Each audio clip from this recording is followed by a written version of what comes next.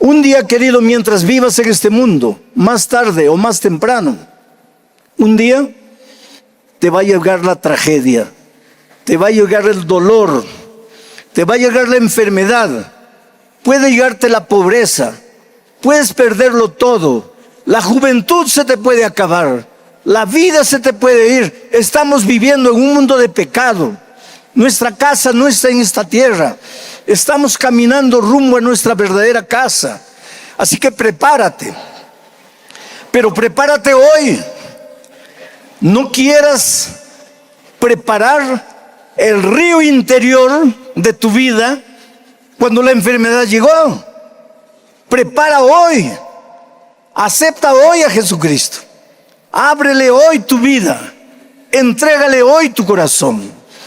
Ahora que tienes vida, ahora que tienes dinero, ahora que estás empleado, ahora que tu familia está unida, ahora que tienes juventud, fuerzas, entrégale tu vida a Dios. Saben, queridos, la palabra de Dios tiene un poder así como la dinamita. La palabra de Dios es una espada de dos filos.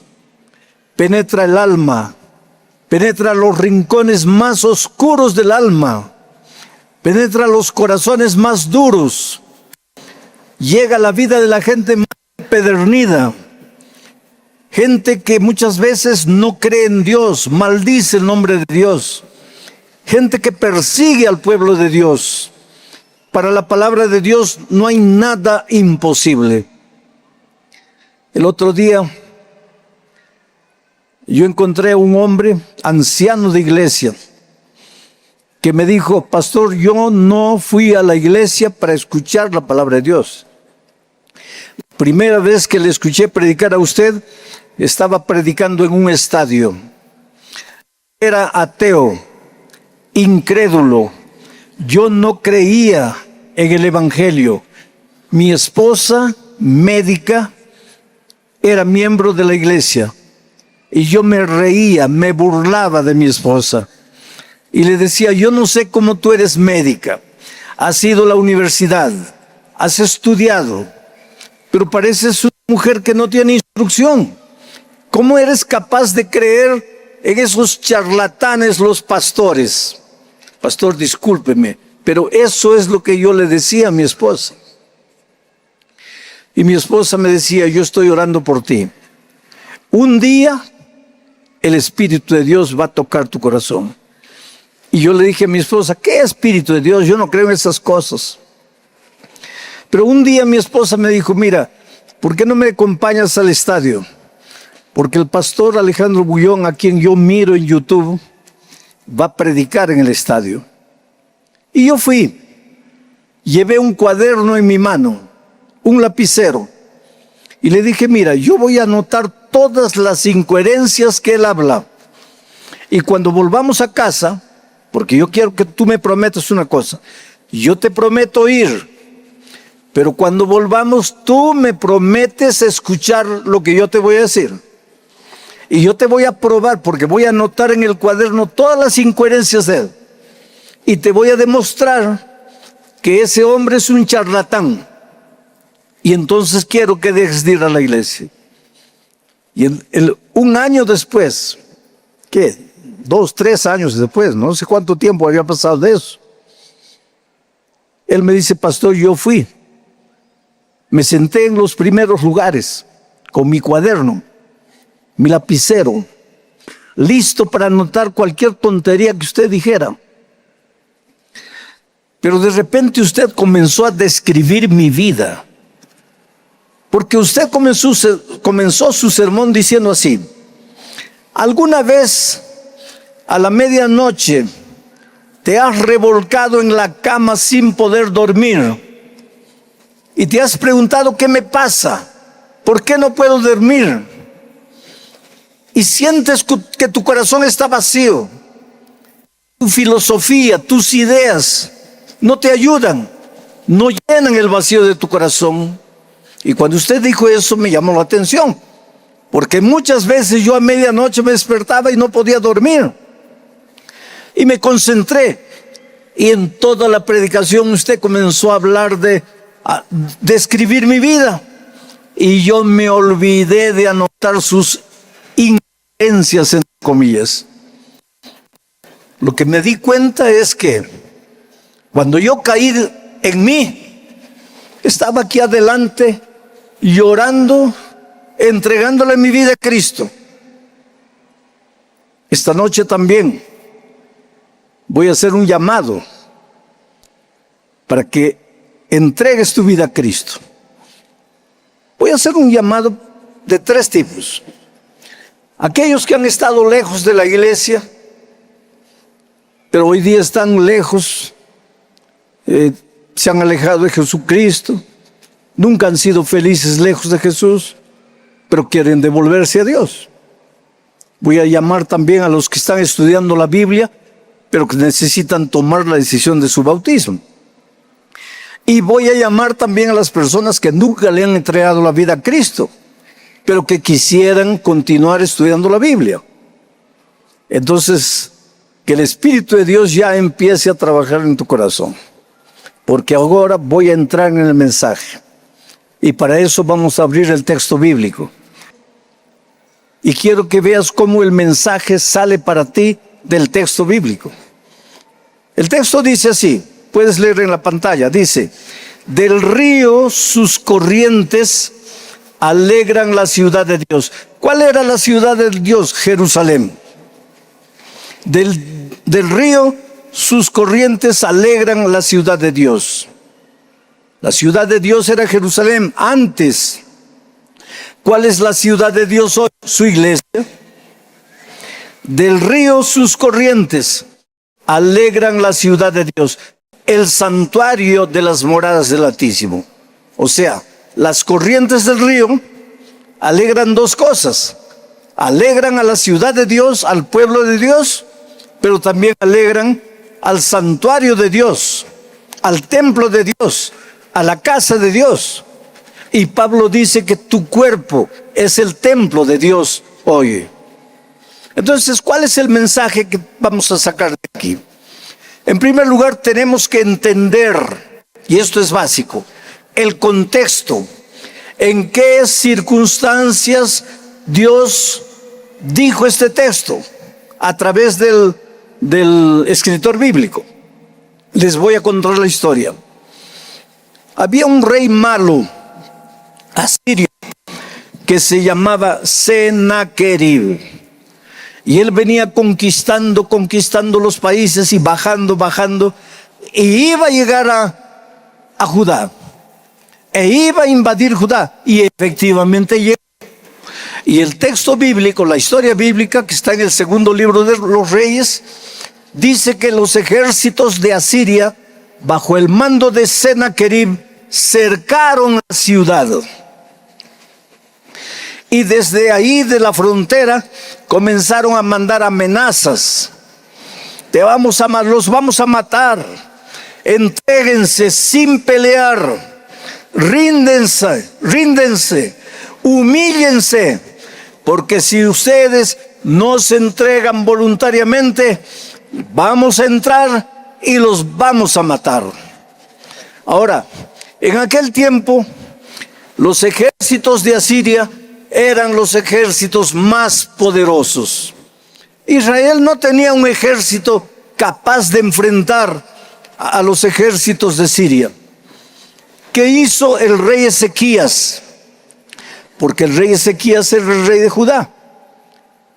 Tomó la carta llena de amenazas, entró al templo y colocó la carta delante de Dios. Y dijo: Señor, allá hay un enemigo más poderoso que yo. ¿Qué puedo hacer? Ayúdame, por favor. Ahora, ¿qué aprendes tú de esta pequeña historia hasta aquí?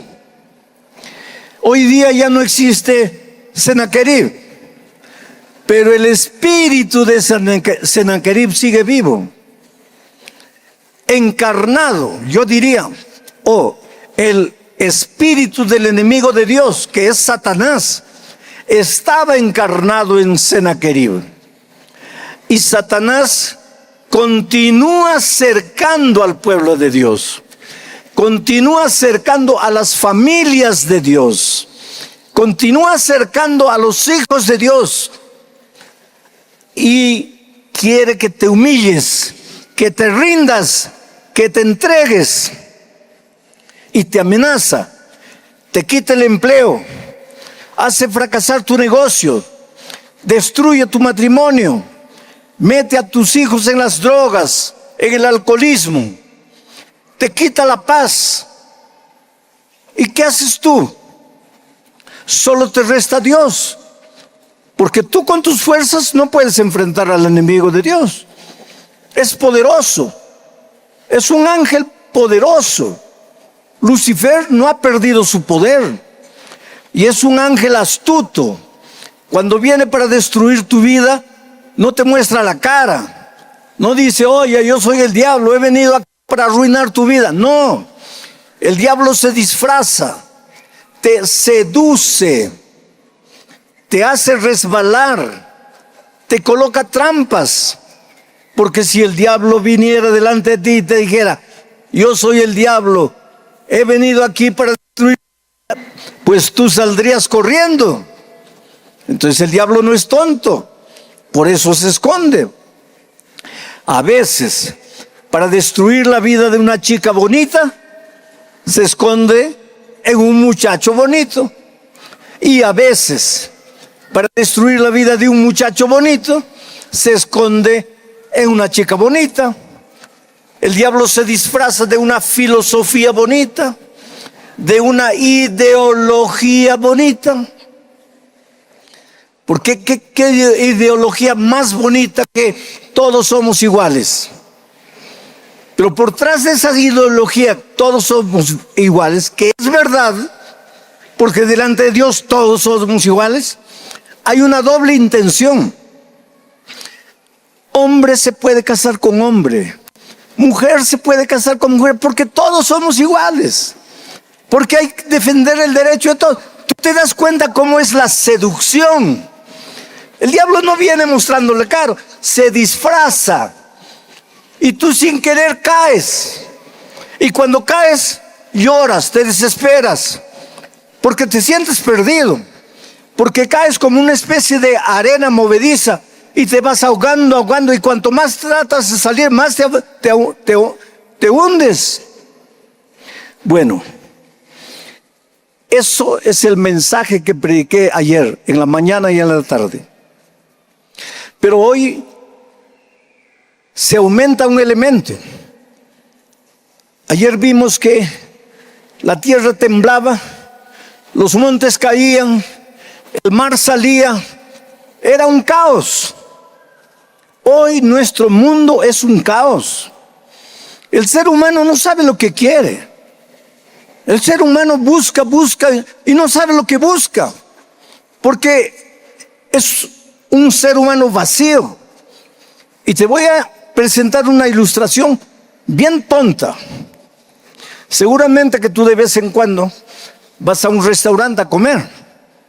Ahora, ¿para qué las personas van a un restaurante? Para dos cosas: comer y compartir. ¿Qué es compartir? Llevas a tu familia y te gusta ver a tus hijos comiendo, a tu esposa comiendo, y conversan. No hay momento más bonito de comunión que la hora de la comida. ¿Cómo es bonito llevar a la familia a comer afuera? O llevar a los amigos a comer afuera. Pero ¿qué pasa? Tú vas a comer y los dueños del restaurante te meten una música a todo volumen. Ahora, tú no fuiste al restaurante a escuchar aquel pa. Tú fuiste al restaurante a comer. Pero si el ser humano de hoy no sabe lo que quiere, tú sabes que para hacer bien las cosas, haz una cosa a la vez. No trates de hacer varias cosas. Si quieres escuchar música, siéntate en tu sala, prende la música y escucha la música y deleítate con la música. Ahora, si vas a un restaurante, no vas a escuchar música, vas a comer, a conversar. Pero ¿cómo conversas con esa bulla? ¿Cómo conversas? Ese detalle que muchos no se dan cuenta es un reflejo del vacío del corazón humano. El hombre es un hombre vacío, no sabe lo que quiere, busca, va por este camino, se quiebra la cara, va por el otro camino, resbala, va por el otro camino, cae al abismo. Y llega un momento en que se pregunta, ¿para qué vine al mundo? ¿Para qué nací? Todo eso vimos anoche. El mundo es un mundo en desorden. Pero en el texto de hoy aparece el río. Miren de nuevo el texto. Del río sus corrientes alegran la ciudad de Dios. Ahora quiero explicarles la importancia del río. En las ciudades antiguas nunca se edificaba una ciudad sin primero buscar un río. Entonces se construía, se edificaba la ciudad dejando que el río pasase por el centro. Porque el río llevaba agua para que se bañen. En ese tiempo no había electricidad, pero hoy el río llevaría agua para generar la electricidad. El río llevaba agua para que bebieran. El río llevaba agua para que sembraran y la tierra produjera. El río era sinónimo de vida. Por eso ninguna ciudad se atrevía a construir una ciudad, un grupo de personas se atrevía a construir una ciudad sin tener primero un río. Y por eso el texto, vuelvan al texto, mira lo que dice: del río sus corrientes alegran la ciudad de Dios. ¿Y qué les dije? La ciudad de Dios era Jerusalén. Pero yo no sé si alguno de ustedes alguna vez ha ido a Jerusalén. Busquen el río en Jerusalén, no lo van a encontrar. No existe río en Jerusalén. Entonces, algunos incrédulos dicen, aquí está la prueba de que la Biblia miente, porque aquí la Biblia dice que hay un río que pasa por Jerusalén, por la ciudad de Dios. Pero los arqueólogos nunca, los estudiosos nunca han descubierto que había un río pasando por Jerusalén. Por Babilonia sí, pasaba el Éufrates. Por Egipto sí, pasaba el Nilo.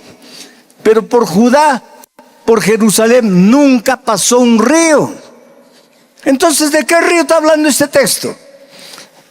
Pues ahí está lo interesante. Y aquí está el mensaje para esta noche. Cuando Ezequías, el rey de Judá, supo que el rey Sennacherib venía conquistando y sometiendo a los pueblos, ¿qué dijo? ¿Qué hizo el rey Ezequías? Dijo, cuando estos lleguen y nos sitien, nos rodeen, lo primero que van a hacer es cortarnos el agua. ¿Y dónde buscaba agua el pueblo de Judá? A medio kilómetro de la ciudad había un manantial de agua llamada Giló. ¿Qué hizo el rey? Disfrazó ese manantial, lo escondió al manantial e hizo un túnel por debajo de la tierra, por donde el agua salía del manantial y venía a la ciudad. No había un río visible, pero había un río invisible. Y los arqueólogos descubrieron el río invisible.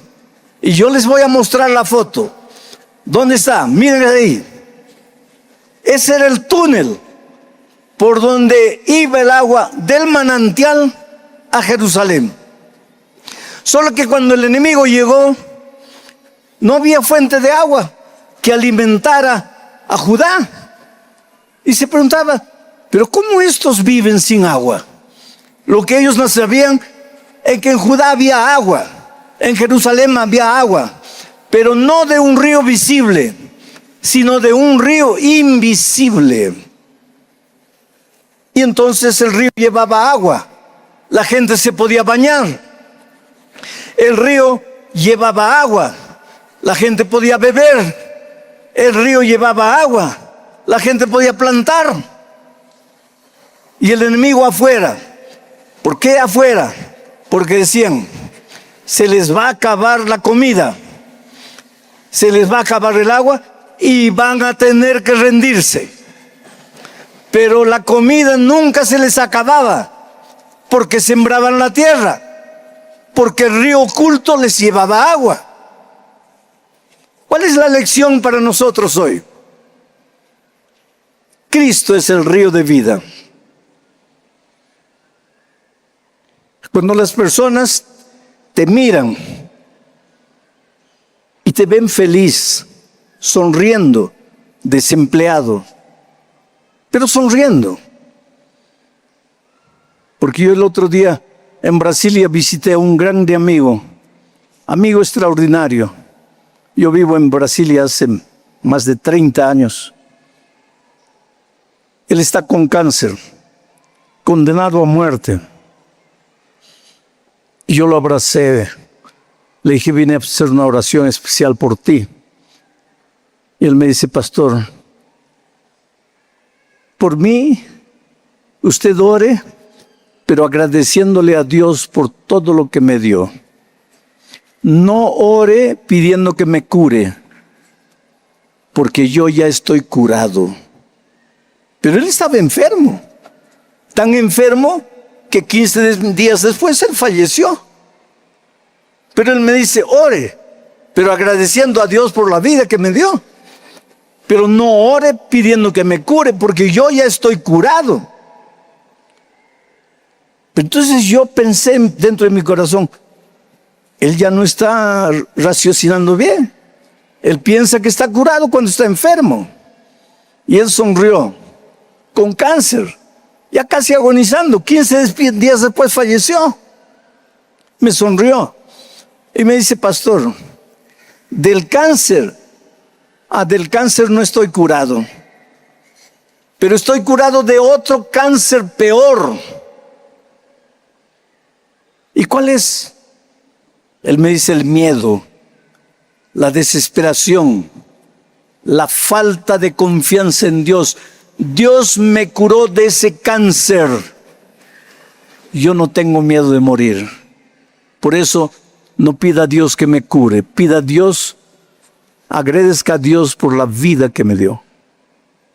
Cualquiera iba y lo veía, pero no veía río. ¿Y de dónde fluía la vida para ese hombre? Del río escondido. ¿Y dónde estaba escondido el río? Subterráneo. Pero él es gente. ¿Cómo subterráneo? En el corazón. Ahora es interesante que Ezequías no construyó ese túnel con el río cuando los asirios lo cercaron. Ahí ya era tarde. Ezequías mandó construir el túnel cuando faltaban muchos meses para que los asirios llegaban, porque los asirios ya venían, conquistaban un país, conquistaban el otro. Y entonces Ezequías movió sus ejércitos, no para pelear, sino para construir el río. ¿Qué significa esto?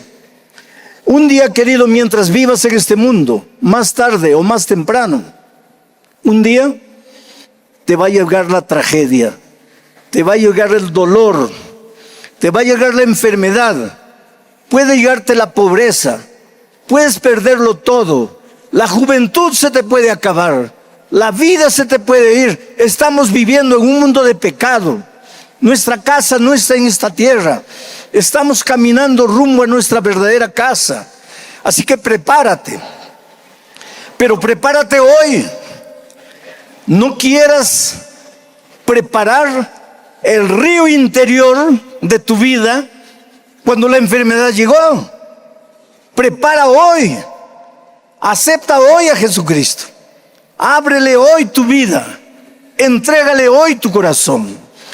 Ahora que tienes vida, ahora que tienes dinero, ahora que estás empleado, ahora que tu familia está unida, ahora que tienes juventud, fuerzas, entrégale tu vida a Dios. Cuando yo tenía 4 años de edad, mi madre aceptó el Evangelio. Fui adelante, entregándole la vida a Cristo, llevándome en sus brazos.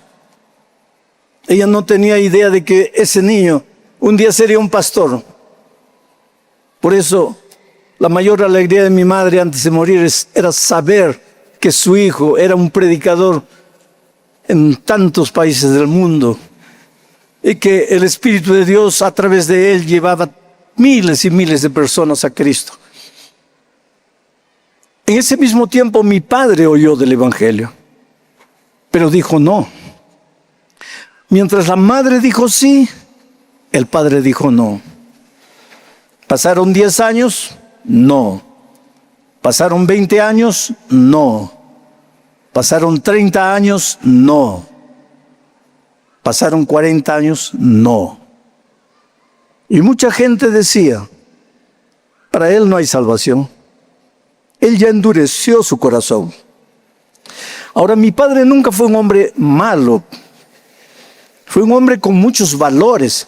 Él me enseñó valores como la puntualidad, como la honestidad, como el respeto a las personas. Él me colocó esos valores, pero nunca fue cristiano.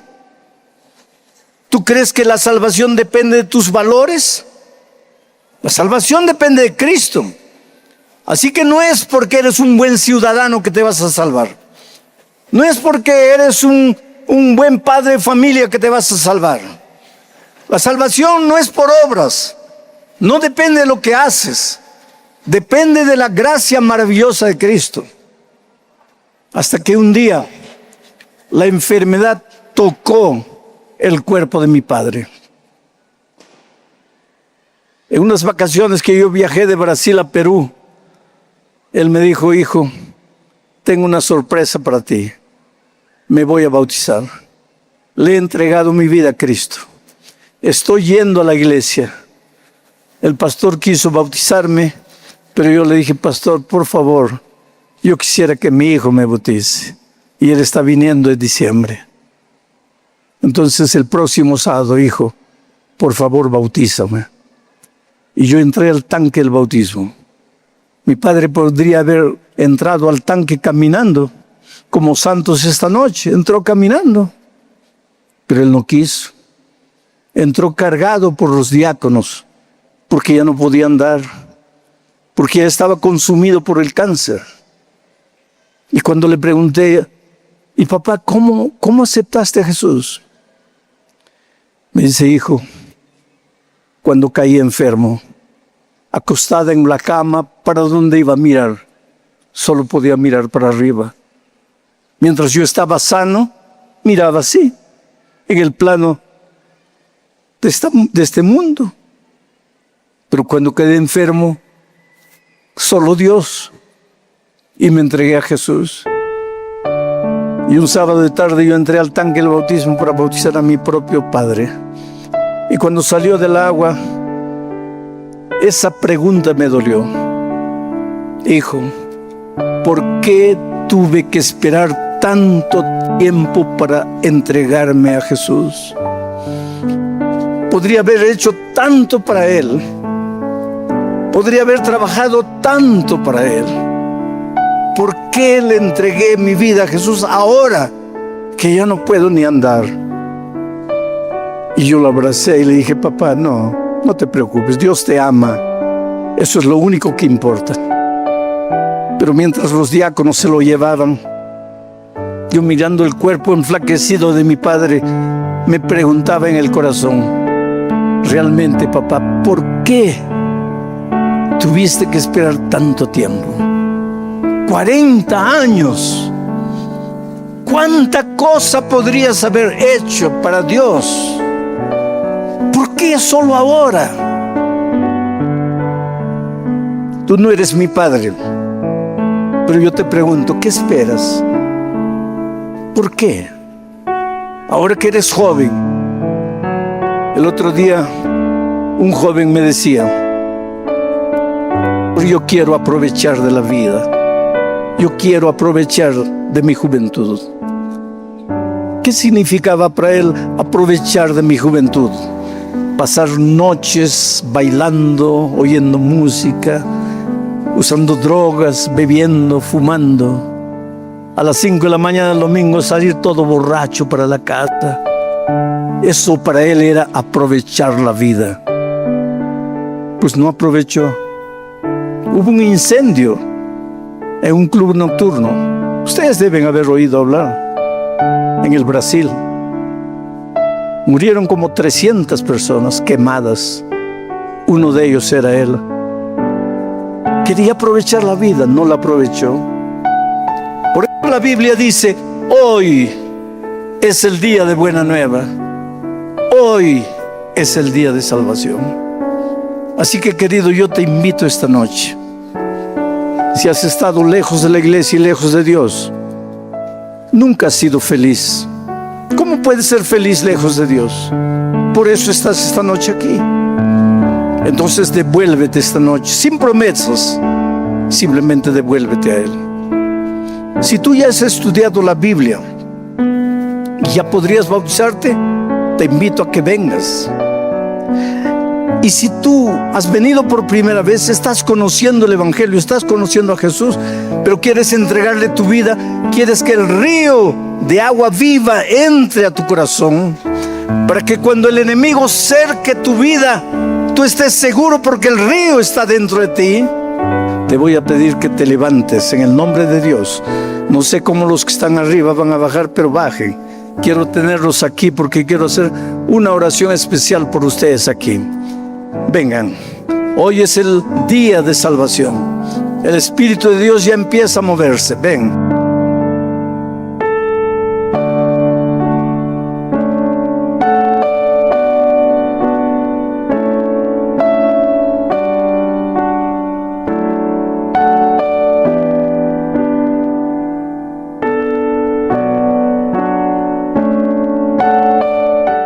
El cuerpo físico necesita alimento diario. El espíritu también necesita el pan nuestro de cada día, el pan espiritual, las enseñanzas de Jesucristo. Hoy vamos a la lección número 2 para el 11 de julio del año 2026. Y el título de la lección es El mensaje de la cruz. Sabes, mi amigo, vivimos hoy en una época fascinada por el conocimiento y la tecnología. La humanidad ha hecho cosas extraordinarias, como por ejemplo llegar a la luna. Aunque hay gente que cree que el ser humano nunca llegó a la luna, pero llegó. El ser humano de hoy ha desarrollado la inteligencia artificial que es asustadora. Yo me asusto. El ser humano ha logrado descifrar el ADN, ha logrado construir máquinas fabulosas. Sin embargo, sigue sin poder resolver los problemas más profundos del corazón humano, como, por ejemplo, el pecado. ¿Hay alguna máquina para evitar que tú te arruines la vida? No existe. El ser humano no puede resolver el problema de la culpa, el sufrimiento, la muerte. Bueno, en la lección de esta semana, Pablo presenta algo que parece absurdo para el mundo antiguo y que hoy también parece descabellado para mucha gente. Mira lo que dice aquí en 1 Corintios capítulo 1, versículo 18. El mensaje de la cruz es locura para los que se pierden, pero para los que se salvan es poder de Dios. Oh, mi amigo, la muerte en la cruz siempre fue considerada como algo vergonzoso, cruel y despreciable. Era una muerte planeada para los peores delincuentes. Te voy a explicar un poco la muerte en una cruz. No era una muerte simple, porque el delincuente era clavado vivo en la cruz. Ahora, lo clavaban en sus manos, y tú sabes que las manos no son partes vitales del cuerpo. Lo clavaban en los pies. Y después, clavado en el suelo, levantaban la cruz y lo dejaban colgado ahí. Claro, con el peso del cuerpo del delincuente, las carnes se rasgaban y la sangre salía. A veces salía a borbotones. Pero dependiendo de la resistencia, de la estructura física del delincuente, él podía estar ahí colgado 1 día, 2 días, 3 días, y la ley no le permitía que se le diera comida, que nada. Lo único que la ley permitía es que se le colocase un poquito de vinagre en la boca. Ahí estaba el pobre delincuente. Llegaba un momento en que él decía, por favor, ya mátenme, no me dejen más sufrir, mátenme. Pero el pueblo abajo de la cruz lo miraba y dice, no, tú mereces. Violaste a mi hija, pues muere, reviéntate, sufre, llora. Era la muerte peor, estaba designada para los peores delincuentes y era una muerte cruel. Y ahora prenden a Jesús y lo condenan a morir como el peor de los delincuentes, la cruz. Entonces, ¿cuál es el mensaje de la cruz para nosotros hoy? Oh querido, la muerte de Cristo en la cruz, que el mundo consideró una derrota y una vergüenza y un acto grotesco, esa muerte Dios transformó en la mayor victoria de la historia. La victoria de la justicia sobre el pecado y de la vida sobre la muerte. Con esto en mente, vamos a la primera parte de este estudio bajo el subtítulo de El Evangelio de la Cruz. Pablo afirma que Cristo lo envió a predicar el Evangelio y que el centro de ese Evangelio era la cruz. Para el cristianismo no era una simple filosofía o un sistema moral. Era la historia de un Salvador crucificado. Por eso, cuando Pablo llegó a Corinto, decidió no saber alguna cosa sino a Jesucristo y a este crucificado. Es que la cruz revela 2 realidades al mismo tiempo. Primero, lo terrible que es el pecado, porque si el pecado no fuese terrible, Cristo no habría muerto esa muerte vergonzosa. Pero la cruz revela otro aspecto, lo inmenso que es el amor de Dios. Porque si el pecado pudiera resolverse fácilmente, Cristo no habría tenido que morir en la cruz. Pero si por otro lado Dios no nos amara infinitamente, tampoco habría ido a la cruz. A modo de ilustración, veamos lo siguiente. Un padre, vamos a decir, observa cómo su hijo cae a un río caudaloso. Ahora, el padre podría quedarse a la orilla explicando teorías sobre natación, pero el amor lo impulsa a lanzarse al agua para rescatarlo. Bueno, la cruz es Dios lanzándose al río de nuestra desgracia para salvarnos de la corriente del pecado que nos llevaba. Y hay algo más que es necesario saber. En el mensaje de la cruz hay mucho poder. Por eso Pablo afirmó en Romanos 1:16 lo que te voy a leer. Dice, porque no me avergüenzo del Evangelio, porque es poder de Dios para salvación de aquellos que creen, al judío primeramente y también al griego. Te voy a explicar. El mensaje de la cruz es poder al que cree. No importa si es judío, no importa si es griego, si es peruano, si es japonés, si es chino. El mensaje de la cruz es poder al que cree. Poder. En griego la palabra poder, dunamis, de donde viene nuestra palabra dinamita. El Evangelio es dinamita en las manos del que cree. ¿Y para qué sirve la dinamita? Cuando tú estás abriendo una carretera, encuentras de repente una roca que no se puede remover. Ahí colocas la dinamita, prendes la mecha, sales corriendo. La dinamita explosiona, la roca se hace pedazos y tú pasas. ¿Sabes cuál es el mensaje de la cruz? En esta vida, mientras te diriges a tu hogar verdadero, de donde nunca deberías haber salido, mientras estás en el desierto de esta vida, vas a encontrar obstáculos, rocas gigantescas que van a impedir tu victoria, tu triunfo. No tengas miedo. Echa mano de la dinamita del Evangelio, el poder del Evangelio.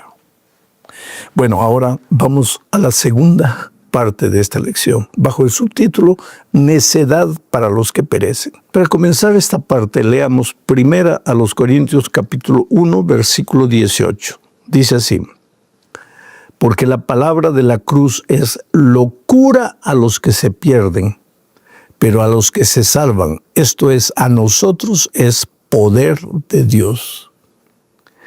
Pablo aquí en este texto explica que muchos consideraban el mensaje de la cruz una locura. La palabra traducida en este texto como locura, en el original griego tiene el sentido de necedad.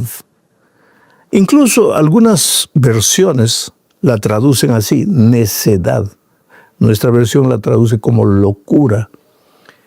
Quiere decir insensatez, terquedad, no querer entender. ¿Pero por qué?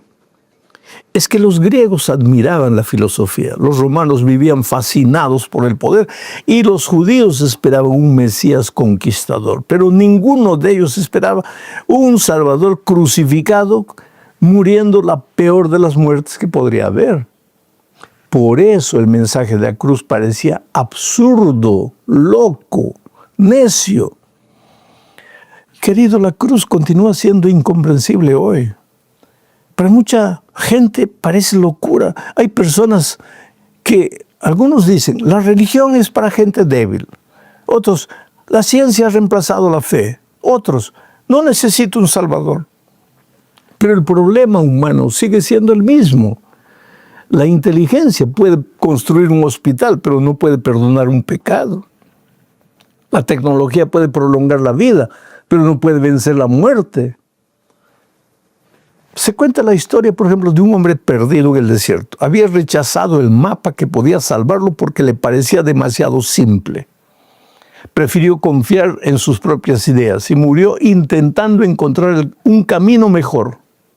Oh, querido, muchas personas hoy rechazan la cruz porque parece demasiado sencilla. Pero Dios escogió precisamente ese camino para salvarnos. En esencia, el mensaje es que tú estás perdido, no puedes hacer nada. Inténtalo, querido. Usa tu fuerza, voluntad, tu dominio propio. Ve a una escuela de recuperación, promete una vez, otra vez. Ahora sí, acabó, nunca más. Tú no puedes. Lo primero que el mensaje de la cruz te enseña es que tú no puedes. Porque si tú pudieras, Cristo no hubiera venido a morir en la cruz del Calvario. ¿Por qué murió? Porque tú no puedes. En segundo lugar, aunque tú no puedes, Cristo sí puede. Entonces, si tú no puedes, pero Cristo puede, ve a Jesús. ¿Te parece muy sencillo? Ve a Jesús. Las cosas simples de Dios son las cosas revolucionarias de Dios en esta vida. Vamos ahora a la tercera parte de este estudio bajo el subtítulo de Poder para quienes están siendo salvados. El sentido del texto que leímos, primera a los Corintios 1:18, es demasiado claro como para no percibirlo. El mensaje de la cruz depende de cómo lo mires. Es una locura para quienes se rebelan contra Dios, pero es poder para quienes anhelan su salvación. Mientras algunos ven locura en la cruz, otros descubren poder en la cruz. Pablo enseña que en la cruz Jesús realizó algo que nadie más podía hacer. Mediante su muerte, Él reconcilió al ser humano con Dios, pagó la deuda del pecado y abrió el camino de la salvación. La cruz no es simplemente un símbolo religioso. Es el lugar donde nuestra condenación fue colocada sobre Cristo, porque nosotros habíamos pecado y nosotros merecíamos morir, pero no queríamos morir. Entonces Cristo ocupó nuestro lugar de muerte.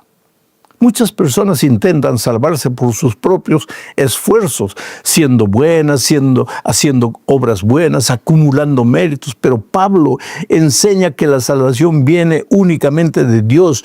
No nos salvamos a nosotros mismos. Somos salvados únicamente por la gracia de Cristo. Observa esta ilustración que te voy a hacer. Un hombre debe millones que jamás podría pagar. Pero ahí viene un benefactor desconocido y cancela completamente la deuda. El deudor no puede contribuir con nada, porque nada tiene. Solo le resta aceptar el regalo que el benefactor le da. Bueno, así funciona la salvación.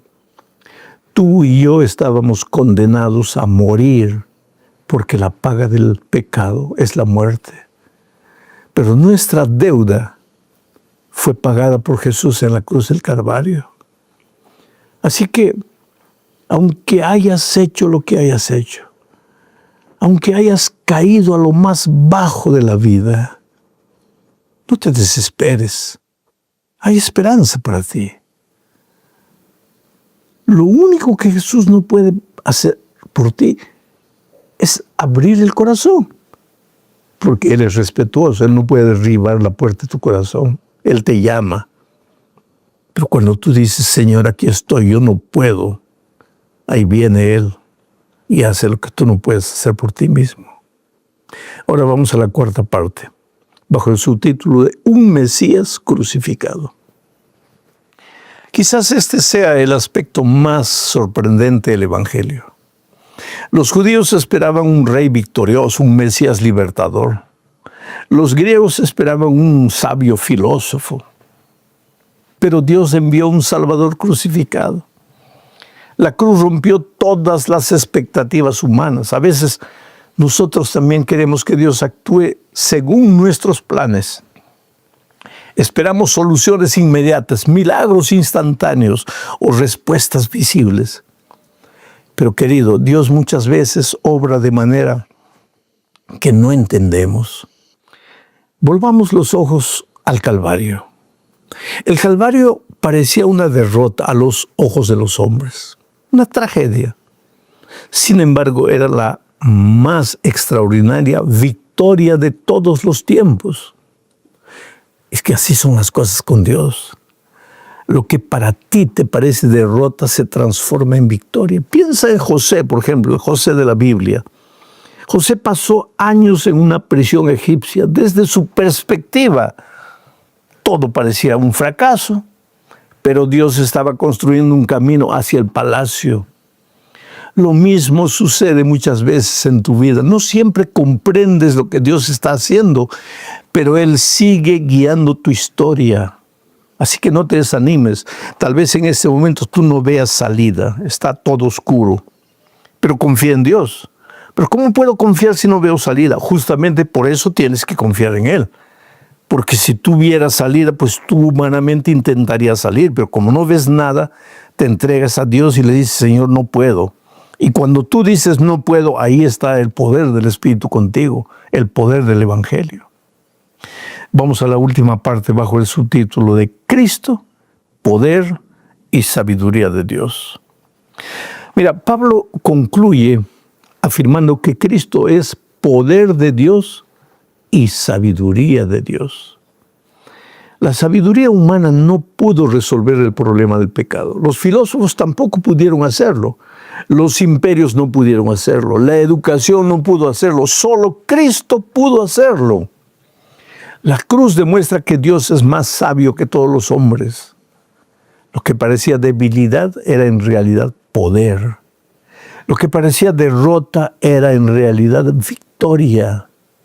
Y lo que parecía fracaso era salvación. Cuando David salió al encuentro de Goliat, parecía el más débil. Toda la lógica humana indicaba que perdería, pero Dios estaba con él. Pues así ocurrió en la cruz. El enemigo creyó haber vencido. El cielo parecía guardar silencio. Sin embargo, en aquel aparente fracaso de Dios, el Señor estaba derrotando al pecado para siempre. La lección de esta semana nos deja tres grandes enseñanzas. Primero, la cruz debe ocupar el centro de nuestra fe. No somos salvos por nuestras obras, sino por Cristo crucificado. Segundo, la sabiduría humana tiene límites. Puede resolver muchos problemas, pero no el problema del pecado. Tercero, Lo que parece debilidad para el mundo es poder para Dios. La cruz demuestra que Dios obra de maneras muy distintas de las nuestras. Cuando Pablo observó los problemas de Corinto, no propuso más filosofía ni más debates. Presentó a Cristo crucificado. Bueno, la solución para el corazón humano sigue siendo la misma hoy. No es una teoría, no es una ideología, no es un sistema religioso, es una persona, es Cristo. Y cada vez que miramos a la cruz descubrimos nuevamente cuánto nos ama Dios y cuánto estuvo dispuesto a hacer para salvarnos. Algunos me preguntan, ¿qué haremos en la eternidad si no habrá trabajo? En primer lugar, ¿quién te ha dicho que no habrá trabajo? Solo que el trabajo no tendrá el efecto cansador que tiene ahora, agotador, estresante. Será un placer, un privilegio. Pero ¿qué haremos además de trabajar? Estudiaremos el tema de la salvación. Y la eternidad toda no será suficiente para entender cómo Cristo te amó. Tú no lo entiendes. Con tu cabecita de ser humano tú no lo puedes entender. Pero cuando caminas por los caminos del mal, tú tal vez no sufres porque estás cauterizando tu conciencia, pero Cristo sufre por ti. Cómo te ama, cómo quiere ayudarte, cómo quiere rescatarte. Y Él ya hizo en la cruz todo lo que tenía que hacer. Por eso desde la cruz yo creo que Jesús miraba al futuro y te veía. Y Él pensaba, ¿qué más puedo hacer para salvarte? Estoy muriendo, ¿qué más puedo hacer para salvarte? Nada. Entonces corre a los brazos de Jesús y entrégate. Ríndete a Él. Ve cómo estás. No trates de cambiar solo. Él te ama. Que tengas una semana bendecida. Un abrazo. Chao.